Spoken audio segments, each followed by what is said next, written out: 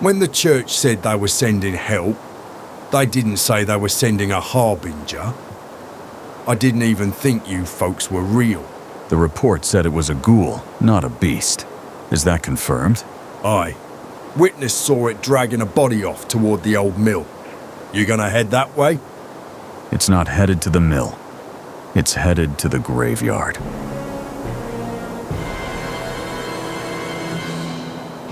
Welcome to Fight Night in the Graveyard. I'm your host, Crunch McDabbles. In this corner, the Ghoul, a dex-based undead with a ravenous appetite. It looks scrawny, but don't underestimate it. It's got a nasty stench aura that can sicken and slow before the fight even starts. Its jaws and claw combo tears opponents apart, and those bony little arms, they can grab with a shockingly high athletic score. That looks like a master proficiency right there, right? Now bring on the Harbinger, a lean, mean, divine wrecking machine, a wisdom-heavy build with a greatsword that settles arguments fast, beefed up with battle auras, Bless and Bane, and a heal spell for medical emergencies. He's got might, he's got magic, but let's see if he's got what it takes to survive this ghoul encounter. Head-to-head, perception is dead even. Armor class and hit points a slight edge to the Harbinger, but the Ghoul dominates the attack bonus. Pretty much evenly matched overall, but only one's walking out alive. Or still undead in the case of the Ghoul. Let's run the numbers and see how our Harbinger does in the simulator. Only a 57% win rate.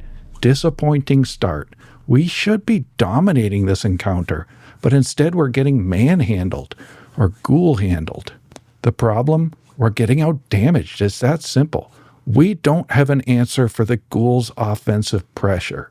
So we're going to make 3 changes to toughen up and be able to take a hit. First, we add the toughness general feat.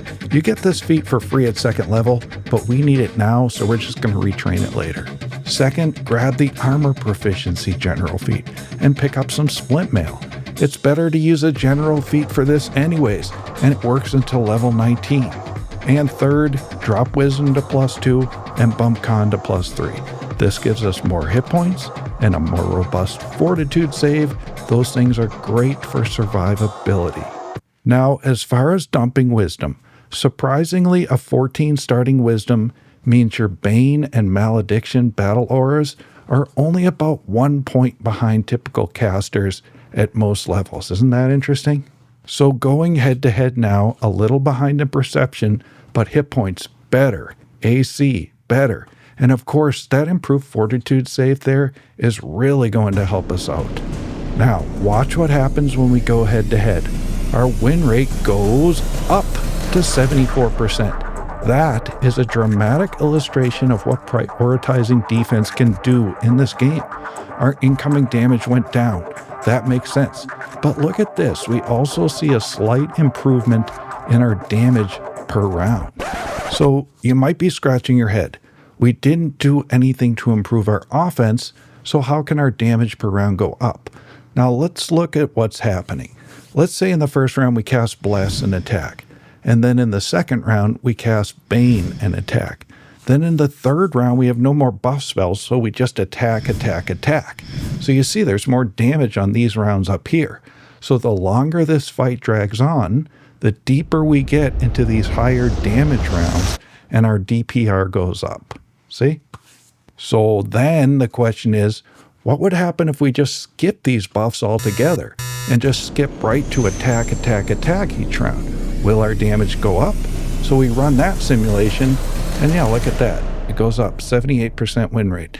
And look at our offense peaking at 6.81 damage per round and no change to our incoming damage. So then that becomes a really good illustration of what the Battle Harbinger has to weigh out every battle. Your battle auras are great and they're going to benefit the whole party. And the earlier you get them out there, the longer everyone's going to benefit. But using them is going to decrease your offense.